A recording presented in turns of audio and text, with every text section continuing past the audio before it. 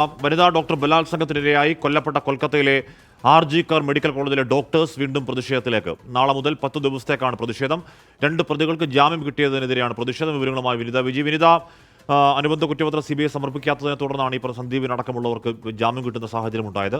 ആദ്യഘട്ടത്തിലുണ്ടായതുപോലെയുള്ള അതിശക്തമായ സമരത്തിലേക്ക് പോവുകയാണ് വീണ്ടും ഡോക്ടർമാർ. തീർച്ചയായും അങ്ങനെ തന്നെയാണ് ഹാഷ്മി. നിലവിൽ 10 ദിവസത്തേക്ക് ശക്തമായ സമരവുമായി മുന്നോട്ട് പോകുമെന്നാണ് ഡോക്ടർമാർ അറിയിച്ചിരിക്കുന്നത്. ഡോക്ടർമാരുടെ തന്നെ വിവിധ സംഘടനകളുടെ നേതൃത്വത്തിലാണ് നാളെ മുതൽ 10 ദിവസത്തേക്ക് അവരുടെ പ്രതിഷേധ പരിപാടികൾ ആരംഭിക്കുക. സൂചിപ്പിച്ചതുപോലെ ഈ 2 പേർക്ക് ഈ കേസുമായി ബന്ധപ്പെട്ട് കഴിഞ്ഞ ദിവസമാണ് ജാമ്യം അനുവദിച്ചിട്ടുണ്ടായിരുന്നത്. ഇതിൽ മുൻ പ്രിൻസിപ്പൽ സന്ദീപ് ഘോഷ് അടക്കമുണ്ട്.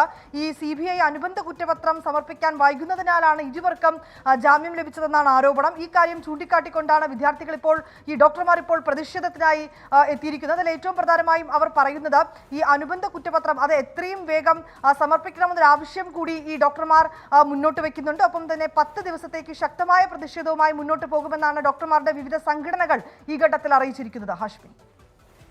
വിനിത വിജയാണ് ആ വാർത്തയുടെ വിവരങ്ങൾ നൽകിയത്.